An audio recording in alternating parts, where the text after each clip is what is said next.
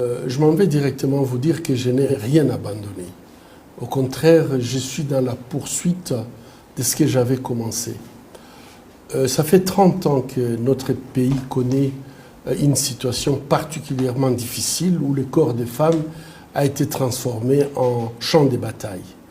Donc sur le plan médical, j'ai pu faire ce que je pouvais faire, donc soigner, mettre en place de pratiques ou de techniques chirurgicales nouvelles.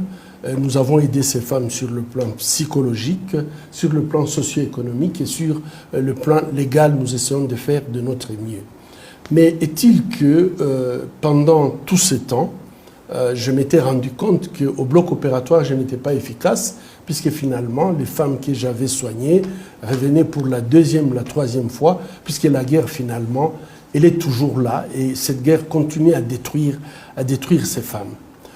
Mes plaidoyers sur le plan national, régional, international, arrivaient à un certain niveau où il était nécessaire que ces plaidoyers puissent être accompagnés par une action puissante du gouvernement. Il y a des choses que, comme société civile, je pouvais faire, mais il y a d'autres choses que je ne pouvais pas faire comme société civile. La souffrance a trop duré. Et aujourd'hui, nous sommes dans une position où tout simplement, nous nous disons qu'il n'est plus possible de rester spectateur de cette guerre. 3 décennies de guerre, c'est énorme pour une population.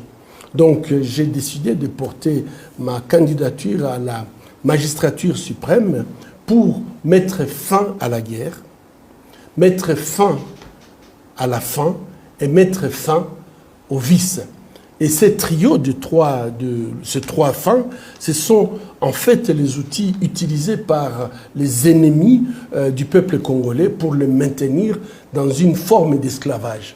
Puisqu'aujourd'hui, quelqu'un qui ne peut pas manger à sa faim, quelqu'un qui vit dans une tente avec les intempéries, qui se déplace tous les 6 mois, déplacé par les groupes armés, on ne peut pas appeler ça une vie, c'est une forme d'esclavage que notre population est en train de vivre. Nous voulons tout simplement restaurer la dignité de ce peuple meurtri pendant 30 ans.